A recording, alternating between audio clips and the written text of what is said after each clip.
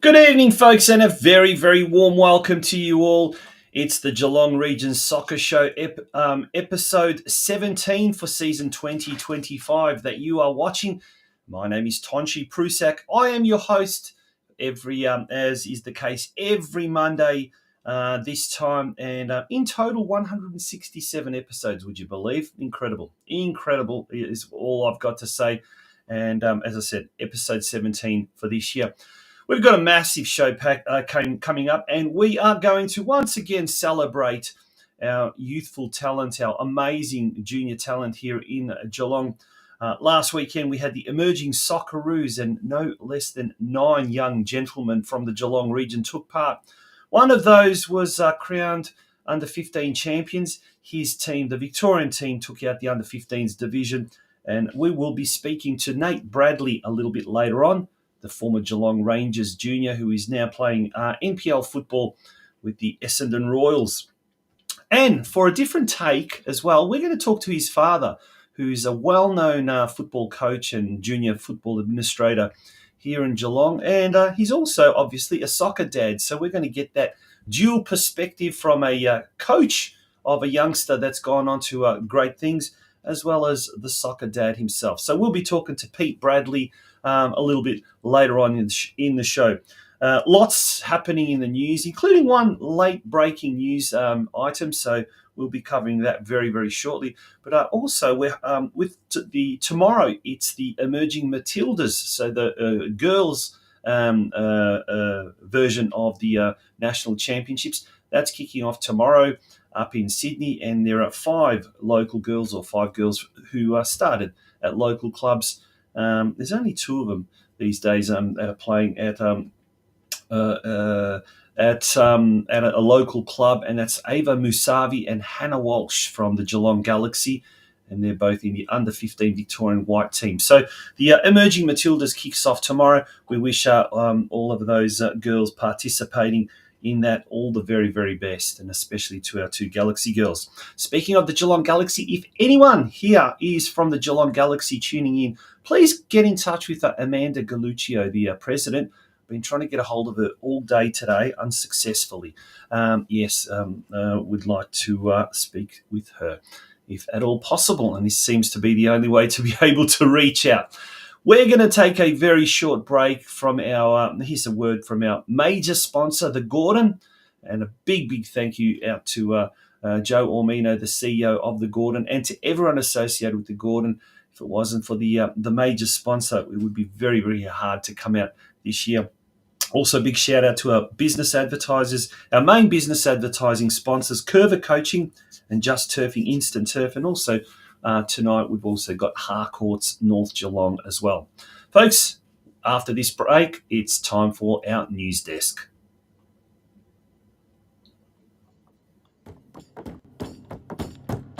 Your future is in your hands. There is a whole world waiting for you, and your choices determine how you will impact it. At the Gordon, we recognise this. That's why we champion hands-on learning. Get your hands dirty. Grab what's in front of you. Learn by doing. Turn your passion, your ideas, and mould them into your creations. You'll be supported the entire way. You'll grow your skills in small classes, guided by teachers who are industry experts. You'll learn in state-of-the-art facilities or out in a real-world workplace setting. Your hands-on experience will increase your understanding and put you ahead of your university peers. You'll graduate work-ready and you'll graduate sooner, with a huge range of qualifications to choose from and support services to enable your success. Now is the time to continue your learning journey. At the Gordon, your future is in your hands.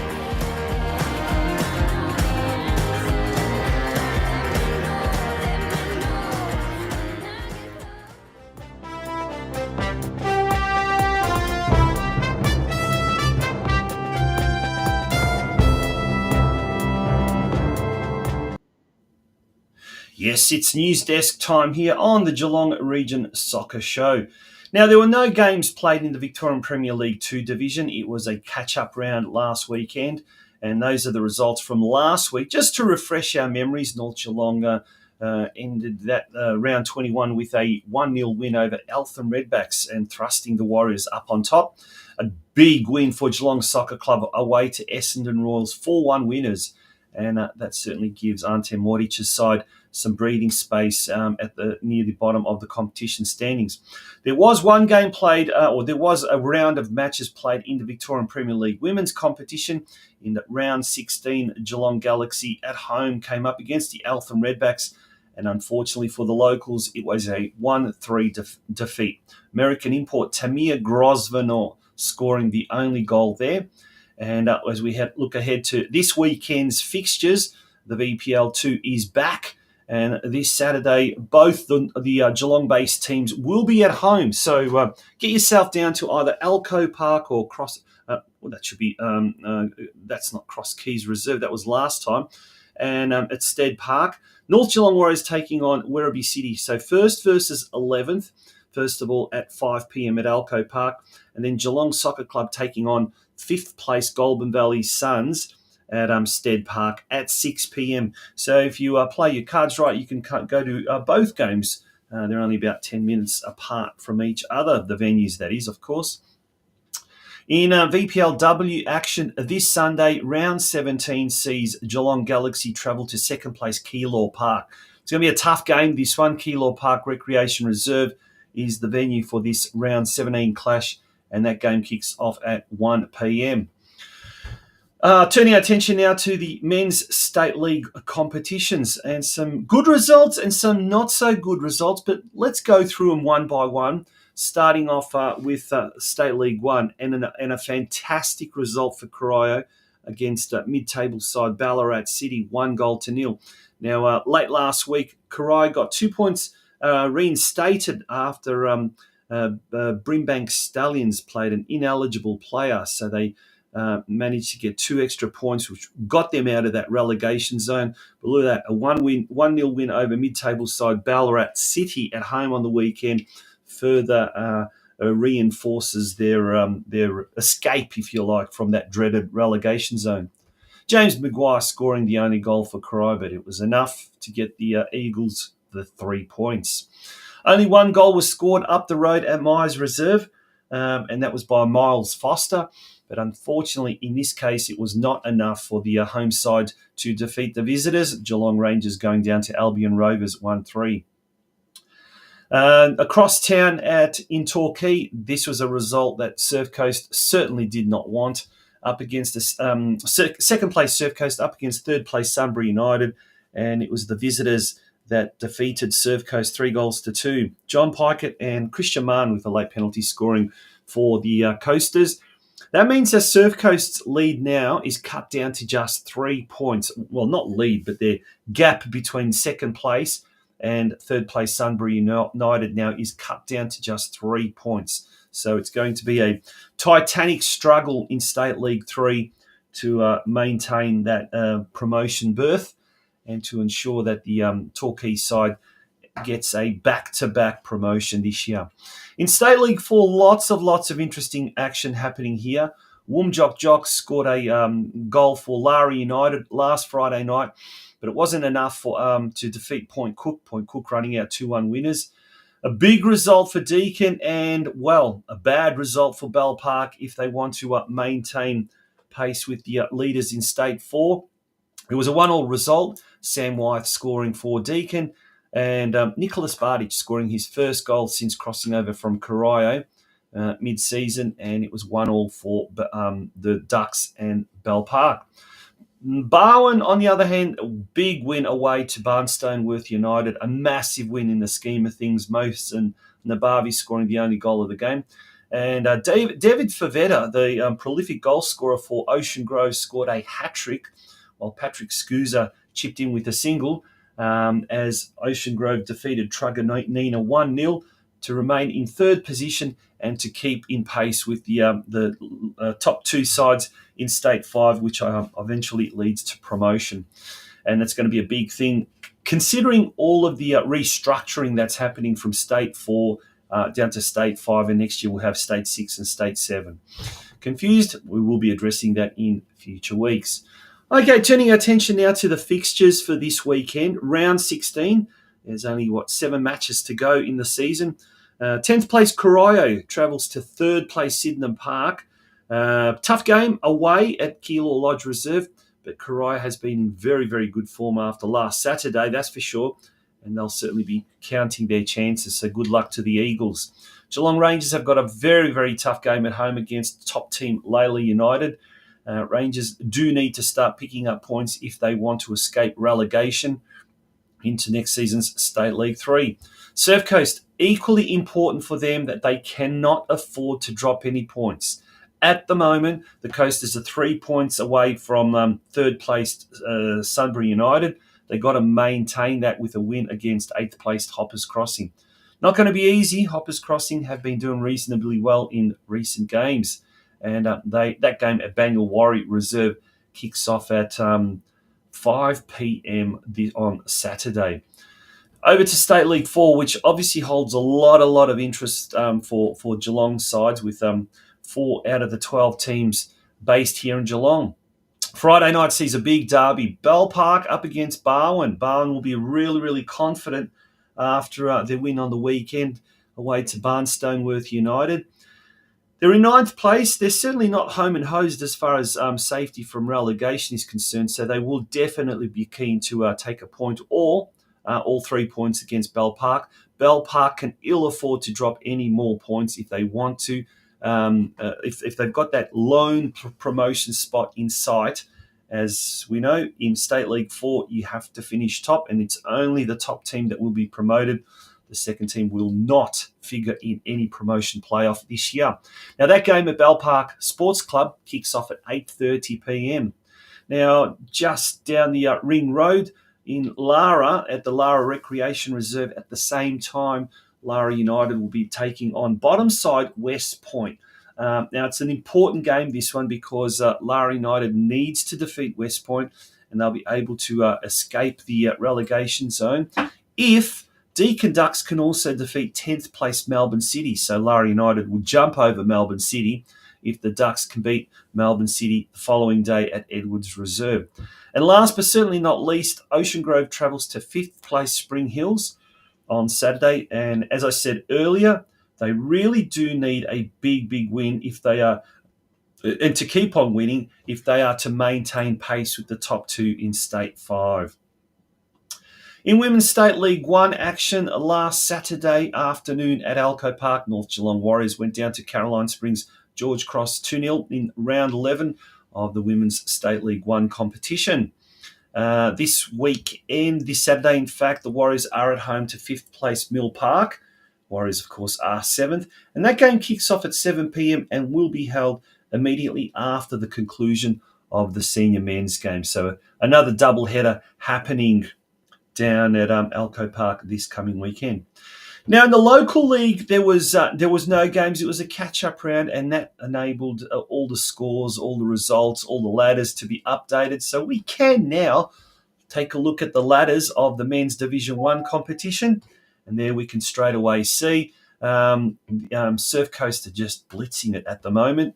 Undefeated, 5 wins and a draw from their first 6 games. Now, remember, it's a 14-round season, a very, very short season. And so there's still, 8 games left. Barwon also are undefeated, but they've also dropped many points with 3 draws and 3 wins. They're on 12 points. Golden Plains and Bell Park make up the top 4. Just outside the top 4, it certainly seems like a changing of the guard. Last year's grand finalists, Armstrong United, find themselves in 5th position alongside Deakin Ducks, and then we've got FC Leopold and Colac Otway Rovers yet to register a point. But kudos to Colac Otway Rovers. They wanted to have a team in Division 1 this year, and look, they have to travel every second week. They have to travel an hour to Geelong, an hour back, and can you imagine? It mustn't be pretty fun when they're losing all the time, but they are putting in hard work, and they see it as a long-term proposition and developing the club to become a real strength in that Colac Otway region. And well done to the Rovers, it must be said. Over to the women's Division 1 competition. It's a 7-team competition with Corio Bay pulling out just shortly after the season had started. They find themselves in Division 2. But let's talk about Division 1. Barwon, 5 games, 5 wins. A team that was strengthened with the inclusion of a lot of Geelong Rangers State League players from in the off-season. And they are at the moment invincible. Lara United and Surf Coast also doing very well. 4 wins and a loss for both those two teams. They're both on 12 points. And the Deakin Ducks bringing up the top 4. And it certainly looks like that will be the top 4 to stay. Ocean Grove, Drysdale and Bell Park outside of the top 4. Let's have a look at the fixtures for this week. Now, let's turn our attention first of all to the men's Division 1 competition. It is round 7 on Friday night at Deakin University with a kick-off time of 7:30 p.m. The Deakin Ducks taking on near neighbours Barwon. Armstrong United at home to FC Leopold on Sunday at 3 p.m. Then we've got the Golden Plains at home to Surf Coast at the Bannockburn Recreation Precinct, also 3 p.m. And Colac Otway Rovers at home to Bell Park. In women's Division 1 matches on Saturday, Surf Coast at home to Lara United. It should be a great game, that one. Barwon at home to Deakin Ducks. Ocean Grove hosts Drysdale. And Bell Park has the bye. As we mentioned, that this coming week, starting tomorrow, in fact, is the Emerging Matildas. And we've got 2 of our Geelong-based girls, Ava Musavi and Hannah Walsh, in action as well. Plus another 3 girls who used to call Geelong home have moved on to greener pastures, so to speak, in Melbourne. And let's have a look at those girls. Michaela Witt, who is at Calder now, another former Geelong girl. She's in the under-15 Victorian Blue team. Ava Musavi, Hannah Walsh in the under-15 Victorian White team. In the under-16 Victorian White team, we've got twin sisters Lucy Shimich and Anastasia Shimich, formerly of North Geelong Warriors, now at Melbourne Victory. Now, in breaking news, earlier tonight, in fact, just about half an hour before we went to air, Councillor Eddie Contel, who's a big supporter of football in this region, posted up on his Facebook page a meeting that was held, I dare say was held earlier today. And in it, he says, thank you, Ella George MP, who's the state MP for the Geelong region, for meeting with senior representatives from Football Geelong, Football Victoria and myself to discuss the significant growth of the World Game in the city of Greater Geelong and the demand and need for facilities investment, particularly a regional soccer facility. Your support, enthusiasm and commitment to deliver such an important piece of infrastructure in the north of Geelong is extremely encouraging. It must be said that Ella George is the state member for Lara, and obviously next year it's scheduled to be the state election, so there's obviously going to be quite a fair bit of lobbying happening. There we go. There's the quintet that met earlier today. Mike McKinstry on the left, the chairman of the Geelong Region Football Committee. Next to him is Lachlan Cole from Football Victoria, and Robert Parmachotti, who's the deputy chair of the GRFC, Eddie Contel, and then, of course, Ella George on the right-hand side. So we look forward to hearing what's going to happen with regards to that particular issue. I'd love to see it happen. What are your thoughts? Pop it down in the comments section. We'd love to hear what you have to say. And Brenton Ray, while we're speaking about the the comment section, and we'll pop that comment up. He says, and a reminder to everyone, once again, please put your scores in straight away once the game ends before you leave the ground online, and not days later. Not good enough. Rant over. Thank you, Brenton. For those of you that don't know, Brenton does a lot of hard work on a Saturday night, collating the scores that I guess we don't find on the Football Victoria's automated website and what you're not. Yeah, well done to Brenton. And well done to everyone out there who does everything behind the scenes to make our football community tick, whether it's at club level, whether it's at any other level, and especially must be said to all the parents who spend countless of hours in these wintry nights, days, driving their kids around just so their kids can do what they really love doing. So well done to you all. Okay, time to take a break. When we return, it's going to be time for our guests tonight. Our first guest, was a member of last week's championship-winning Victorian boys under-15 team at the Emerging Socceroos Championships, Nate Bradley, and we'll also be talking to his father, prominent and well-renowned local coaching identity and proud soccer dad, Pete Bradley. Stay tuned for that straight after this little break. The world is yours. So work hard, and you can have whatever it is you want.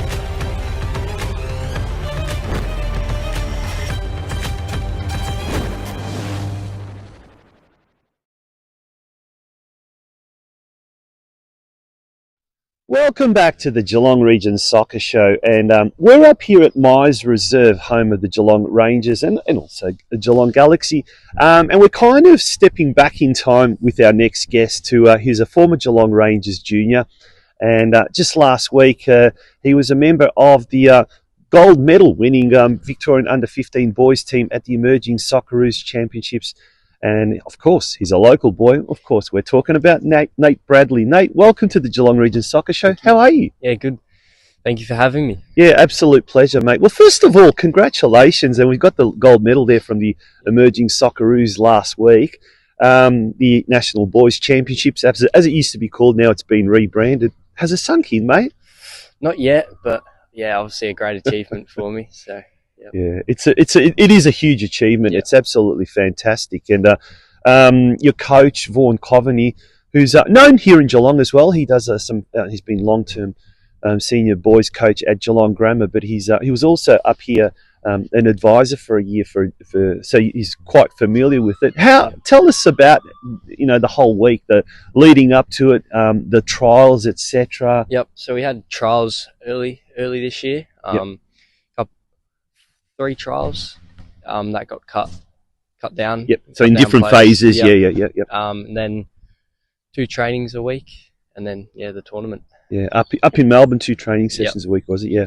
Pretty full on, isn't it? Yeah, it was. Yeah. Now, how did you find? Because at the moment you're playing, and Vaughan's the coach and technical director there at Essendon Royals. How did you find the step up? So you're familiar with the intensity of junior boys NPL.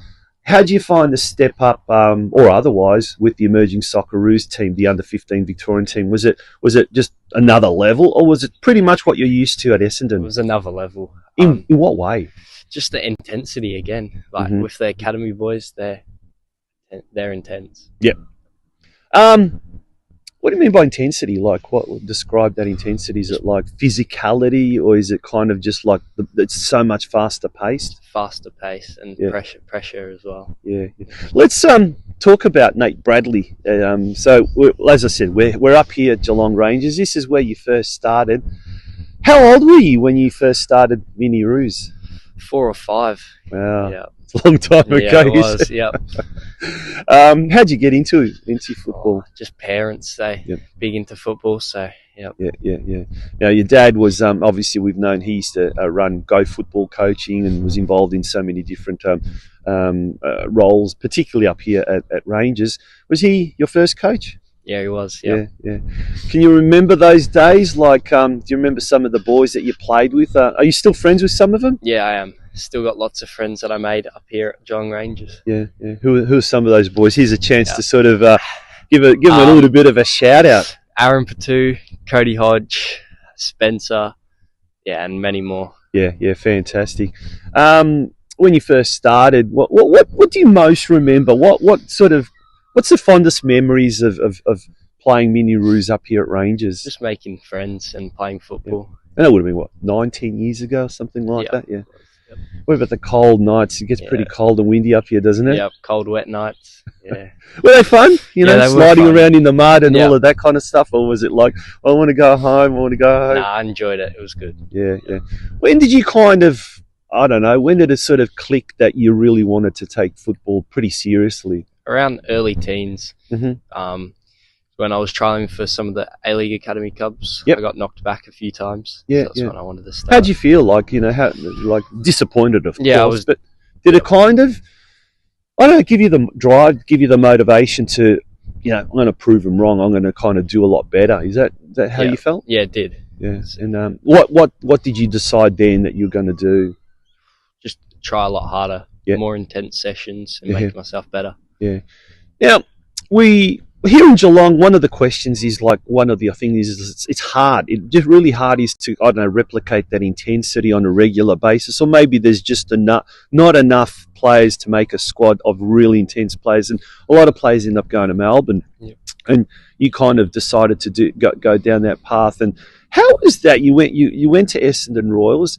Was it sort of tough at first? Was it intimidating? New environment, unfamiliar surrounds? How did you initially find it? I found it difficult at first. When I made some friends up there, it made it a lot easier getting to know the boys. Yeah. And how long did it take? Not very long, or did it sort of take a while for you to kind of just blend into the surrounds down at Essendon? It took a little while, but once I did get to know them, it was easy. Yeah. You seem like a shy kid.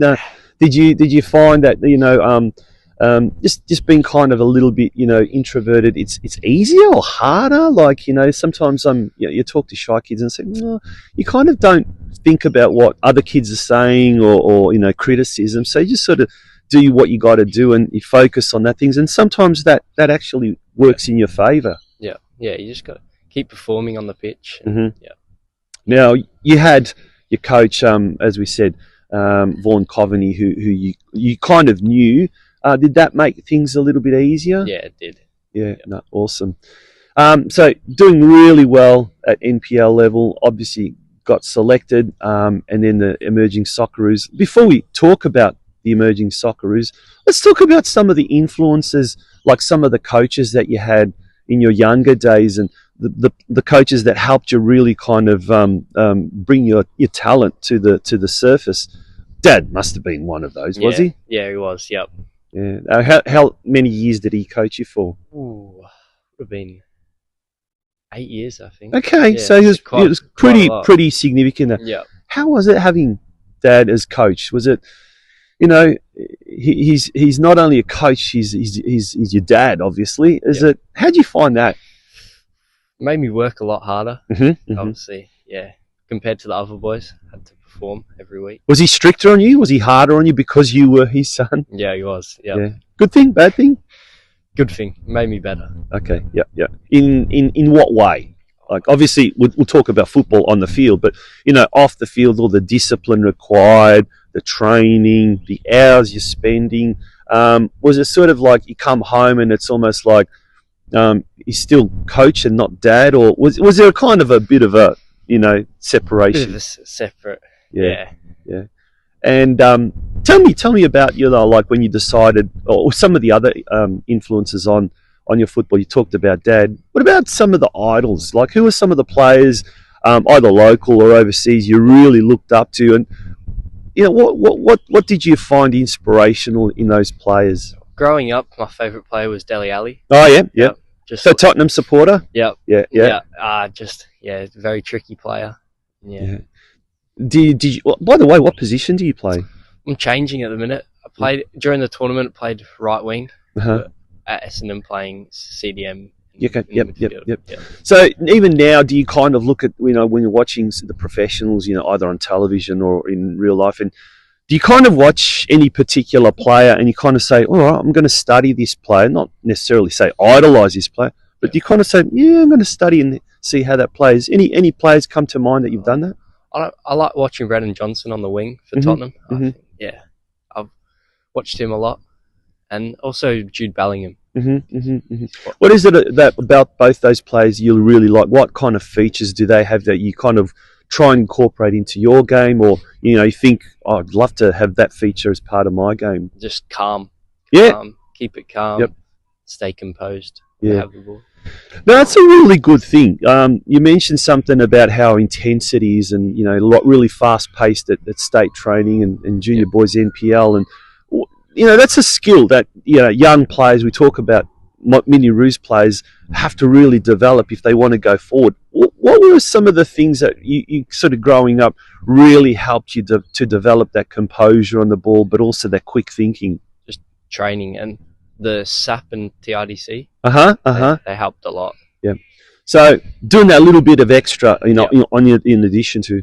Now you played futsal a lot. Futsal obviously is big here recreationally, but in the last couple of years, it started getting, with individual players, it started to take that next step, and players playing in states and nationals and reps and things like that. How did you find futsal? I'm really interested in, and I've had this chat with your dad many times, but I think futsal's such a great sport for developing that close ball control skills. And did you find that was something that growing up, 7, 8, 9, 10 years of age, really helped develop your skills? Yeah, I'm seeing it now. It's helping ball control, and then obviously because it's quick, fast paced. Yep. Yeah, getting one step ahead. Yeah. What about injuries? Have you had sort of any injuries along the way, or you've been pretty lucky? I've been pretty lucky, really. I've had a few little strains in the muscles, but yeah, I've been pretty lucky. Yeah. All right, let's talk about the emerging Socceroos. Wow, what an effort that is. And to put it into perspective, you're coming up against the best under 15s from around Australia, and you're not only coming up against them and competing against them. In the end, you guys won. Tell us about the tournament, how it started, and the games in the early games in the pool. Yep. So we had Tasmania first up. We won 5-0. So great start. Yeah, a great start. Yeah. Then we had New South Wales Navy, which close game, 1-0. Is that their better team? How do they do it? Do they have better teams, weaker teams, or they sort of? They had Sky, which is normally their better team. Yeah, I'm pretty sure. Yep. Pretty equal. Yeah. And then we had Queensland White, 3-1 win. So really good. And then you went into the quarterfinals? Yeah, we had Vic White. So the Victorian team. Tough, very tough game. Just snuck through on penalties. Yeah. So wow. And then WA in the semi-final, which 3-0 win. Yeah. So, and then the final, Queensland 3-0. Yeah, great win. And if anyone hasn't seen Jordan Vonya's goal, that first goal, I think what a world-class goal. Speaking of goals, you actually scored in the Emerging Socceroos Championships as well. Yep, yeah, against Queensland in the group stage. Take us through that. Can you remember the goal? Yeah, just popped up. Popped up in the box. Yeah. Just touched down and then hit it on the volley. Oh, fantastic! Yeah. Was there lots of celebrating afterwards, was there? Or was it just like straight away, that's it, everyone go their separate ways? Nah, it was a bit of celebrating in the pools at the end of the game. Bit of music on, yeah. Yeah, awesome. Mate, you're 14, yeah? Where to now? Play at the highest I can. A-League academies as well. Yep. Fantastic. Well, I'll tell you what, I think the 3 A-League academies in Melbourne will be definitely taking notice after your performance and the performance of the other lads there in that team. And you're the only, am I led to believe, the only player not in an academy team in that team? Yep. Unbelievable. Yeah. Wow. Does that sort of strike you as even more of an personal achievement in that regards? Yeah, it was. Yeah. Have you had any other A-League academies already knocking on your door? We'll leave that we'll leave that we'll leave that as a secret. But no, that's fantastic, mate. Congratulations once again. Thank you for joining us on the Geelong Region Soccer Show. We certainly hope that you are an inspiration to a lot of kids out there. But here's an opportunity maybe to give a couple of advice to some of those, 7-year-olds, 8-year-olds, 9-year-olds, not just Rangers and Geelong Galaxy, but any of the kids around the region. Yeah, just keep pushing yourself throughout training sessions, making sure you're intense, and just never give up on your dreams. I like that. Nate Bradley, thank you once again for joining us on the Geelong Region Soccer Show, and once again, congratulations. Thank you. There you have it, folks. Nate Bradley, another one of the fine emerging young talents from around the region, and it is great to see so many young boys and girls doing so well at the National Championships. Of course, the girls kicked off today, and that's up in Sydney, and we've got 5 girls from the region, or formerly from the region, up there as well, so good luck to them. Hi, I'm Joe Gergich, And I'm Helena Fantella. and welcome to our family here at Harcourts.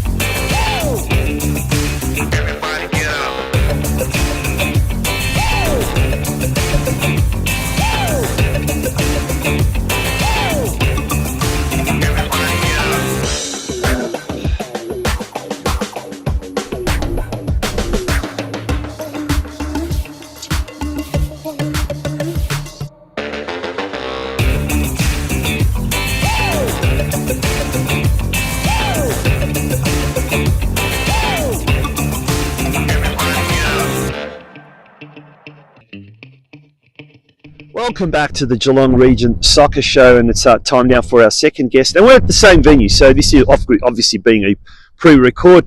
We just spoke to Nate Bradley, who was the member of the Victorian Under-15 boys team that won first place at the Emerging Socceroos Championships. And now it's an opportunity to talk to his dad, someone very well known to the Geelong football community, and a man we've had on the show in previous seasons of the Geelong Region Soccer Show, Pete Bradley. Pete, welcome back to the Geelong Region Soccer Show. How are you? Yeah, good. Thanks, John. Yeah, thanks for inviting us along. Yeah. Now, we first of all we spoke to Nate just before, and let's talk from a soccer dad's point of view. He must have been really, really proud to see what he's done, what he's achieved. Yeah, look, obviously super proud. Both Hazel and myself super proud of what he achieved. Last week, and what he's achieving all season, really. So yeah, definitely a highlight of my life anyway. Yeah.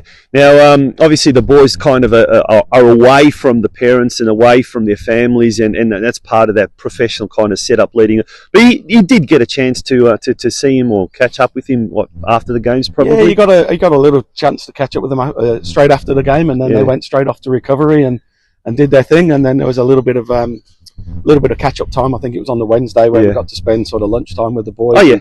So that was good. But look, I think it was just good that they had that time to sort of build the teamwork and the morale and get their recovery and focus on what they were doing. It was, they said at the start it was a job for them to do that. And look, it was really professionally done by the team and the coaches and the team managers and the physios and everything. So it was a great experience for those guys. So yeah. Now you wear many caps as a soccer dad. You're a coach as well, a director of coaching, involved in several things as I am too. And it's sometimes hard to sort of separate various roles. But let's say from a soccer dad's point of view, how were the Emerging Socceroos Championships held? We had them in Victoria for the first time in a long time, which is great. But how did you find like the logistics and the information being sent to you and all of that kind of stuff? Was it pretty well organised, or there were things that could have been done a little bit better? Look, I think pre-tournament there was a lot of information that could have been done a little bit better from the organisers. But once the tournament itself was, it was really well done. Obviously the facility Home Matildas up there played a massive part in Yep. the sort of success of the tournament. But the tournament itself was run really well. Yeah, excellent. Yeah. Now, obviously, having that coaching background, and I guess this is just not to do with the actual Emerging Socceroos Championships, but in general, are you kind of tempted to tell Nate what he should be doing, what he shouldn't be doing? Or do you sort of pull away? Look, I think that comes from coaching for the years. Look, that's not my job anymore. Once he goes out there and plays, that's the coach's role to let them know what they want to do, and it's a parent's job to be quiet and just support on the sideline. Now, we heard from Nate, he started when he was 4 or 5 playing up here, and you've been heavily involved, not only as his coach, but also, director of coaching, head of coaching, head of juniors, and that's many different roles over the years. At what point did you kind of realise, you had to pull away and let him do his own thing and let his coaches do those things? And I'm, speaking from personal experience, I know I was in a similar boat where you kind of have to make that decision. Firstly, at what point did you kind of decide that was the case? Look, I don't think you ever decide it's the case, but look, I think it's important that they get a lot, various coaches to have an input into their development. The coaches, everyone's got a different opinion and a different way of doing things. So I think having more coaches is a real positive for the kids. They get to experience different mentalities, different rules, different values. I guess the key thing for me, early days at Rangers, was just to try and instill, the love of the game early on. And we've got very fond memories up here. We love this club, and just getting that passion for the game and loving the game early on, that was making it fun. That's the mini roos, and that's the real junior side of it. And then obviously as they go through, getting exposure to different coaches, getting exposure to different levels, it sort of falls into place, hopefully. Well, like we heard from him where he said, I think at around about the early teens, so he was 12 or 13, when he really decided he wanted to make a serious go of it. Now, you as a soccer dad, but as a coach, when did you sort of kind of see, look, he's got this potential, and I kind of need to nurture this potential to maybe take it to another level and see where it takes us, or where it takes him. When did you kind of identify that? I think it goes back to the School Sport Victoria trials, and he was lucky enough to get selected in that. I think that was back in 2022 for the tournament over there, and that really sort of set the ball rolling. We had a week over in Perth, and he got exposure to playing at that high level in that competition, and that really, I think he really got a taste for that. And then once obviously you're exposed to that level and that competition, it's sort of, you want more of it. So I think that's where he really started taking it more seriously. And then obviously, he went for a couple of trials, got knocked back, which is again part of that learning process. I was going to talk about that. I mean, he mentioned twice he went with the A-League academies. Twice he got knocked back, and I know earlier this year we had a young man, Armin Vezovic, who came to the conclusion he went to Western United, and then he realised ended up going to South Melbourne before going overseas. And one comment he made, he said sometimes the A-League academies aren't what they're all about, but he also did make a point that it's down to the individual as well. So. Now, in your case, you're seeing your son twice. He's gone for it. He's shattered. He doesn't make it. How do you then, as a dad, encourage him so he's not disillusioned? And geez, we see a lot of kids, they end up getting very disillusioned. What was your kind of maybe secrets for other parents out there? I think I've seen it on both sides. Obviously, being part of the country championships and things like that, and sort of hosting those trials. It's nobody likes to see their sort of son or daughter, kick back or told they're not good enough. But I guess you just got to take a positive from it, and obviously disappointment as a player and as a parent. But I guess you can take it two ways. You can either feel sorry for yourself and blame everybody else, or you can sort of knuckle down and really go back and try again. I guess that's what we're sort of proud with Nate. He did that. You go back again and try again and keep knocking the door down, and hopefully, and there's other opportunities that come from those trials, and you learn from those trials, and you sort of every experience you get, you take on board. And I guess that's the biggest thing for juniors, is just keep going, because keep trying, and if you don't get in one, there's always further opportunities down the track. And I love hearing about those things because it brings me to a quote or teaching. Or I'm not sure where I heard it, but someone used to say, and I've used this all throughout my life. A champion is not someone who's always winning. It's someone who's down and out on the ground, but they get themselves up. The old Rocky Balboa. Yep. and it's true. It's from adversity, from those losses that you really, really learn something. If you're constantly winning 10-0, 15-0, you're not going to really learn much, are you? Yeah, look, it's football. It's a roller coaster, right? As a parent, as a coach, as a player, you have ups and you have downs, and we always say to the guys when coaching, you learn as much from your losses and your defeats as you do from wins, right? So look, it's never going to be. You're never going to have that perfect sort of career or path. So you've just got to take the knocks and the injuries and things like that. But look, it's all part of the excitement of being a soccer dad, right? Absolutely. That's why we do it. Speaking of soccer dad, we know you're a Coventry supporter, and there's a lot of pain there. Yeah, and they told us he's a Tottenham supporter. Now there are a few Tottenham fans around Geelong, that's for sure. There was a bit of rivalry, a bit of banter, a bit of fun, and did that kind of maybe help as well for him to really develop that love, that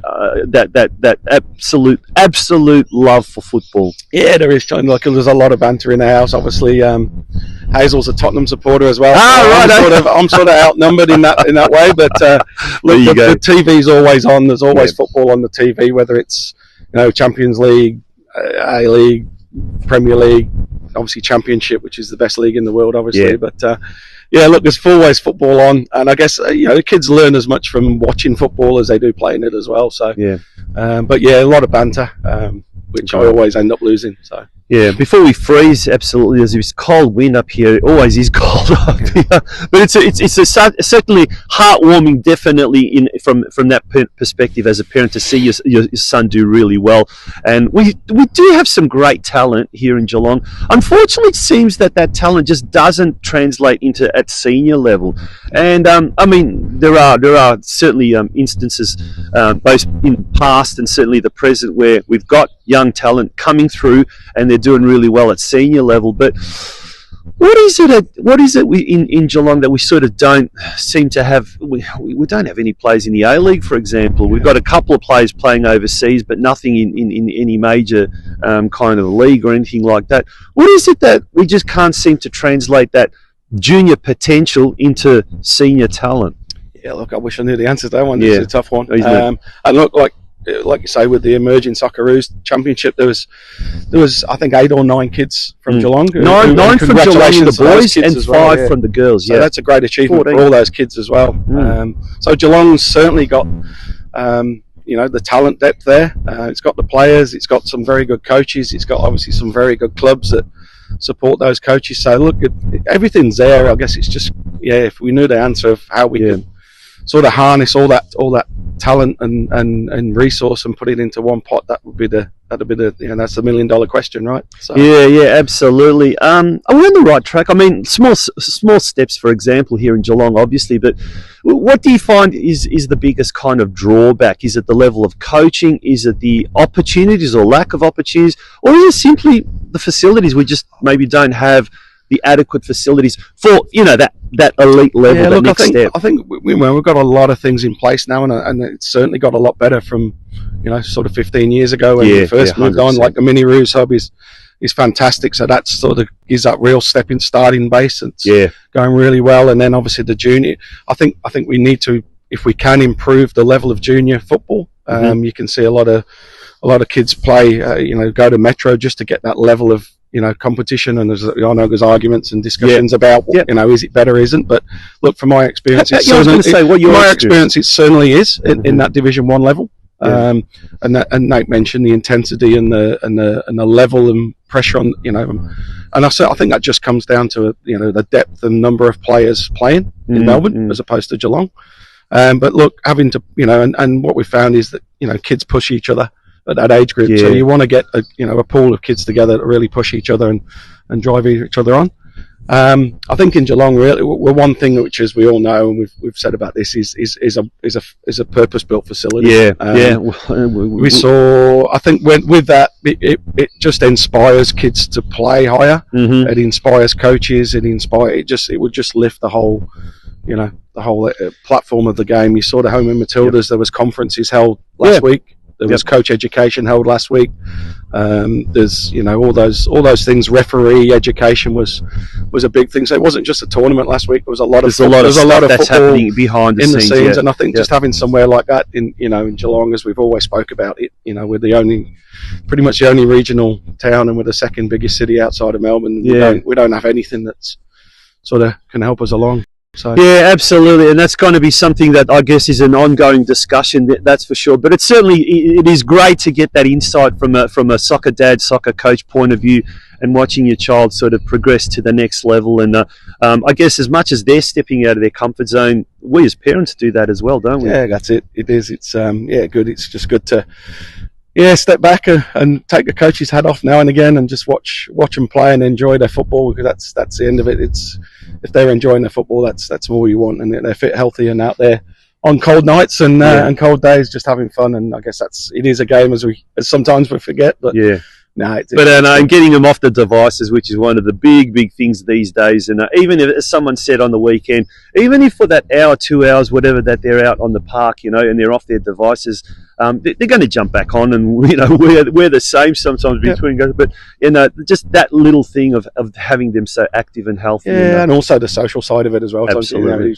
Like Nate mentioned as well, he's got friends that sort of, he's only 14, but he's got 10 friends that he's known for 10 years, and they hopefully that continues on. I'm sure you're the same. We've got friends who we played football with years ago that we're still in touch with. So that's what the sport can do. It is a world game, as we always say, and it's not just on the pitch. There's a lot of benefit, social benefits, and a lot of real positive benefits off the pitch as well. Yeah.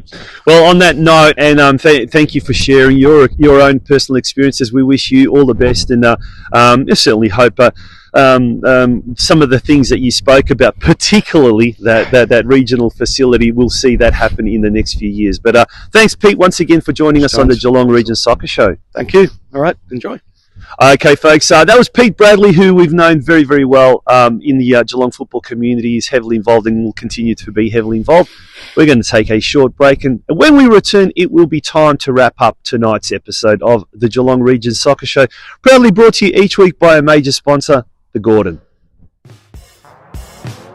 Just Turfing Instant Turf is a local, family-owned and operated company which guarantees top quality products and service.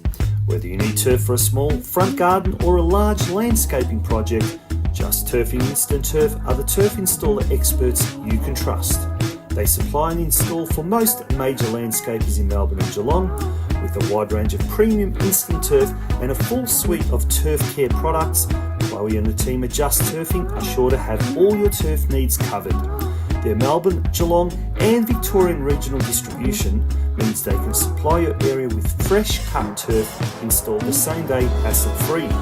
Turf options that are available include Eureka Kikuyu, Santa Ana, Tiff Tuff, Sir Walter Buffalo and Sir Grange. For more information, contact either Chloe on 0431 571 558 or Josh on 0457 174 111.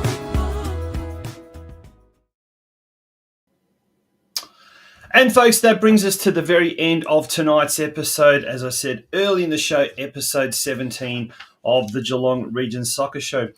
We're hoping to have 25 episodes this year. In fact, we have got guaranteed 25 episodes thanks to our major sponsor, The Gordon, and all of our fantastic business advertising sponsors. And tonight we had Kerber Coaching, Geelong, Just Turfing, Instant Turf, and Harcourts North Geelong. We will be back again next Monday night, folks, and we look forward to having your company. Until then, there's lots and lots of football coming your way this weekend. Be sure to pop out and get a game before the season ends, and before too long, that's going to be the case. Good night and have a great, great week. Thank you very much. Bye.